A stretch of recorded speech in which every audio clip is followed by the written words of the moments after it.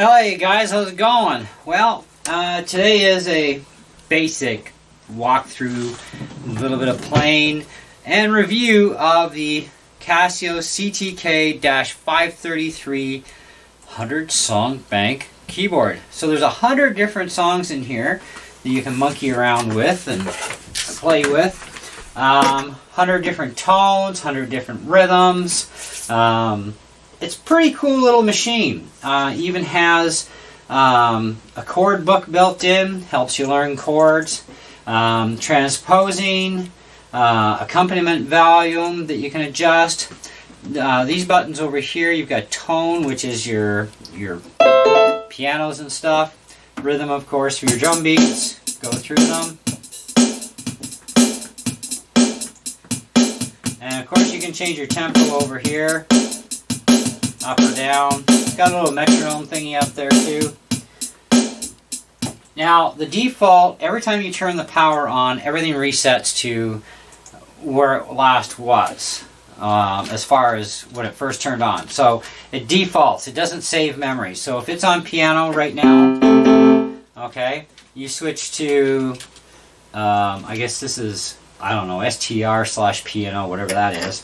But anyway, strings and piano, there you go. So you turn it off, turn back on, you're right back to the regular piano at 0, 0.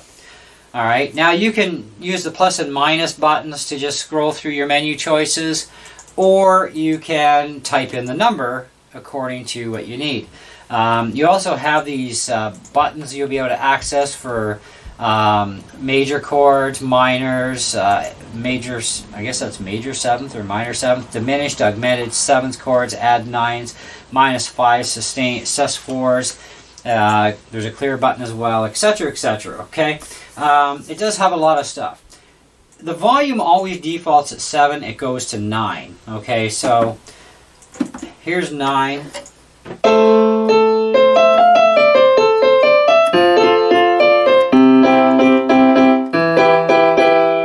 It's pretty loud and obnoxious, kind of breaks up a little bit. Knock it back to 5.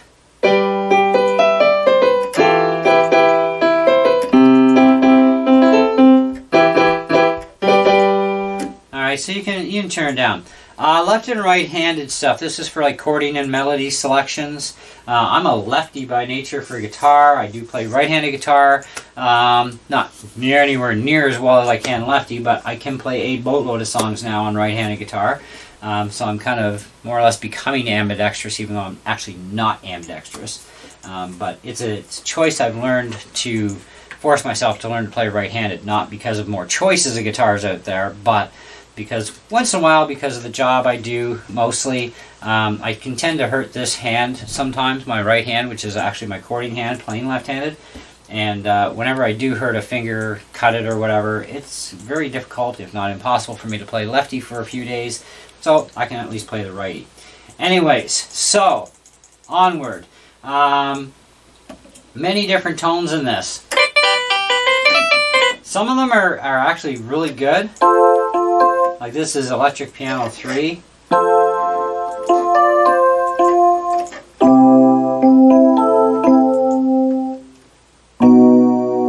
Okay. Of course you can play your black key stuff too. You can go to Casio chord area. This will actually tell you that this chord is a F# 7. Okay, now that's using the F#, the B flat, and the E flat.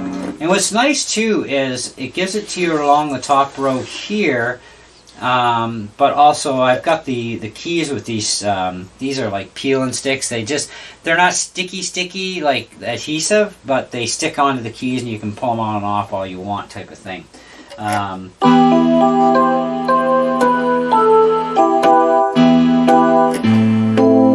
But like I said, some of these sounds are actually really good. Piano number 2.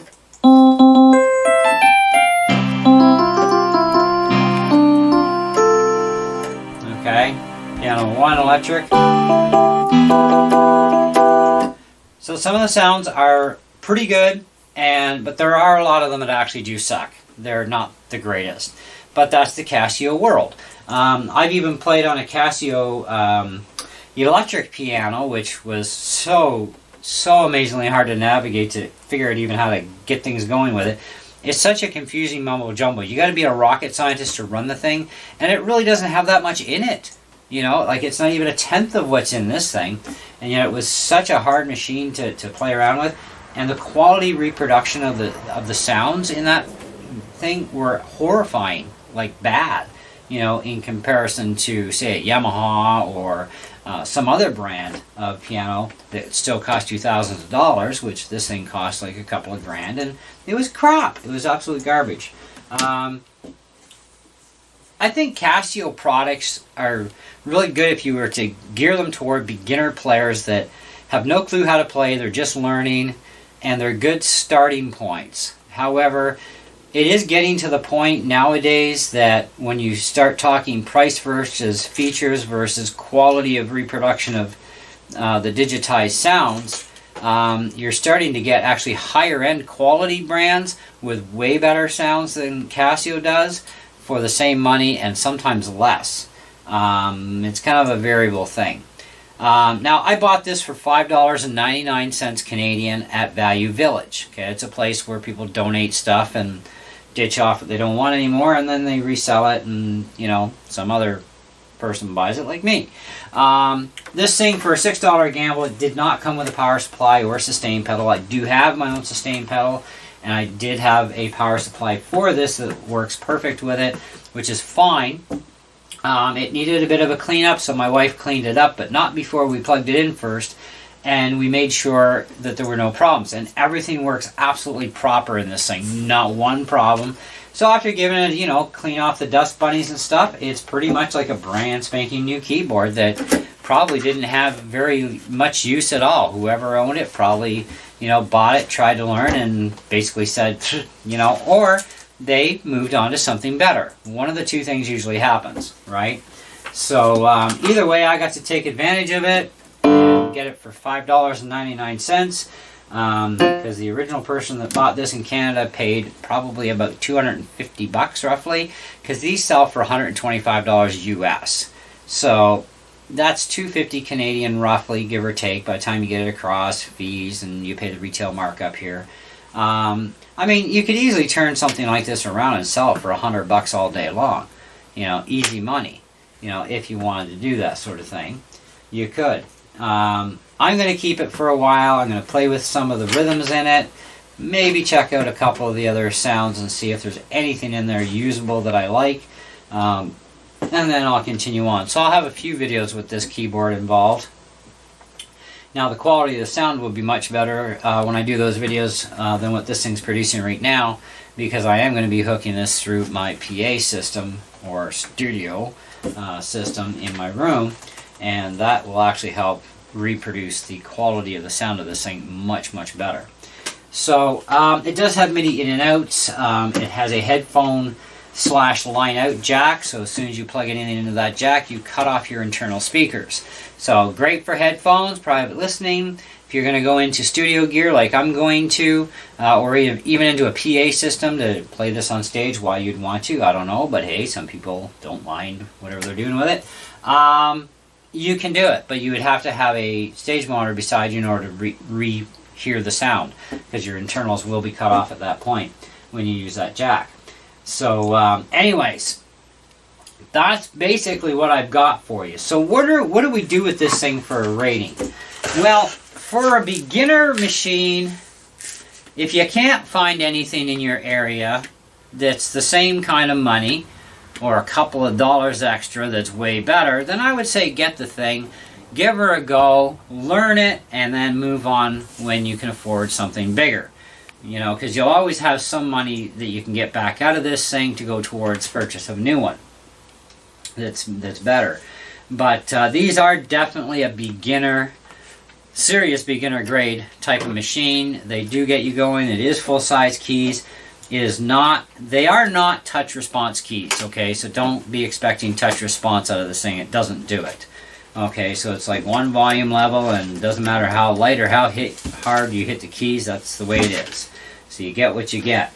I would say even at the beginner level though, I'm still only going to put this thing rated at about probably a 3.5 out of 5 on the top side.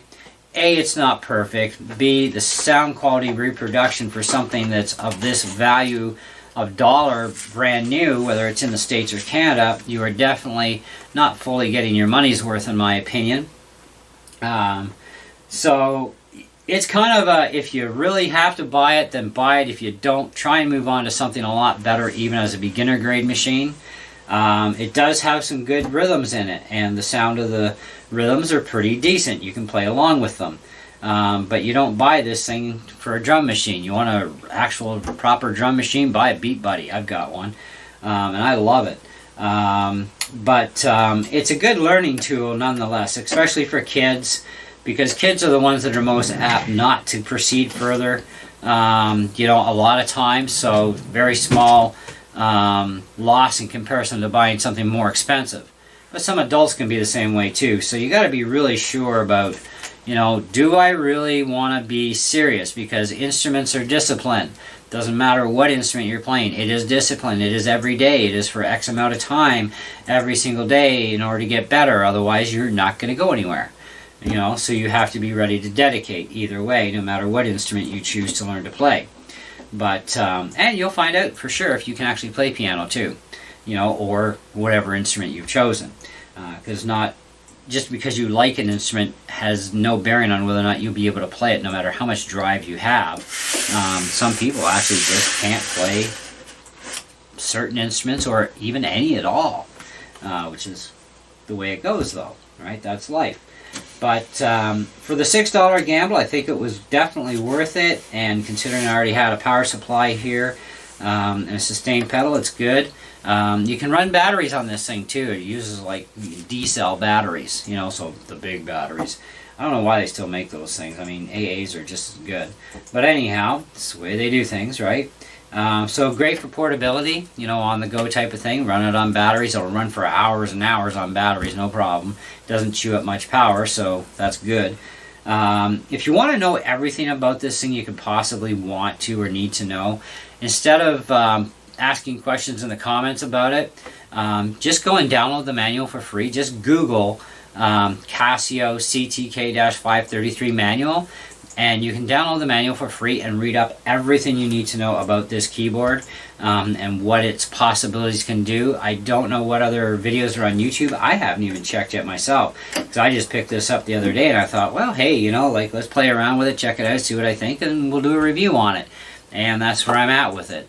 And you know, that's how she goes. It does have percussion area in it too, that you can use the keys to play, you know, drums, cymbals, tom-toms, bongos, all that sort of stuff, hand clap, you know, all that sort of stuff.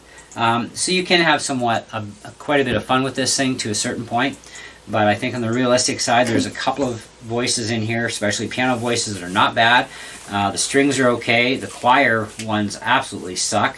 You know, I've heard better out of Yamahas that were like 30 years old, you know, and I've owned stuff like that. I've owned a lot of keyboards over the years, guys. Check my channel. Most of them are up there. There are some that aren't though. But I've owned a lot of them, and even though I'm not like a, you know, I'm not even an intermediate player when it comes to piano. I know a lot of chords. I'm starting to learn to put things together as I go. But I don't get a lot of time to spend on this. I have to spend more time on my guitar, you know, because A, I'm teaching guitar. B, I play with 2 different worship teams at our church.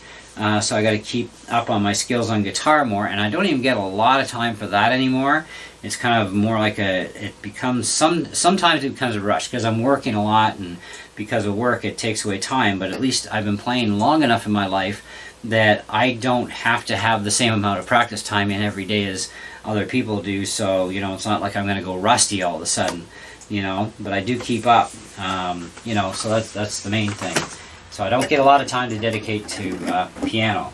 And I do mess around with the piano at church too, before service, before practices, and so it keeps me playing either way. But so there you go.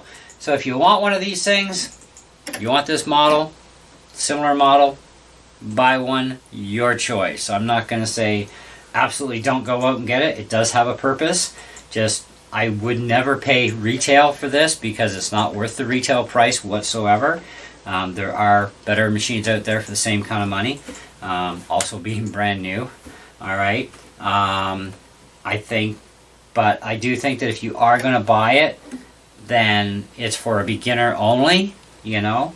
An intermediate player might want to try into one of these if they're going to be going to, like, if they have a park they go to camping in the summer and they don't want to bring their good stuff out there, because I certainly wouldn't, then you bring something you don't care about that you can just mess around with and, you know, keep your playing up or jam with some people. The thing is pretty obnoxious, you know, like when you get this thing right up to full blast at 9.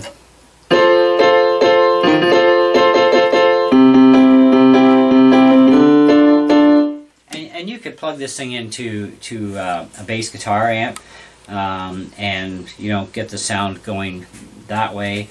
There's a lot of different ways to get it to have a lot more power output and a little bit better quality sound too. Anyway, so let me know what you guys think. I mean, for 61 keys, for being a, you know, full size keys too, good size keyboard. I think the $6 was more than worth it, to be honest, you know, that I paid for it. I probably wouldn't have paid more than $10 pre-tax, you know, just because for me this is something that I like to review products for you guys, and when it comes to buying used items from second-hand shops like that, the less I can get away with paying, the better, because especially when I can't test it out, because there's no refunds or exchanges, right? It's kind of like you buy it, it's yours, so it's like it's worth the $6 just for the speakers if there was any major problems with this thing, right? Because I had no way of testing it.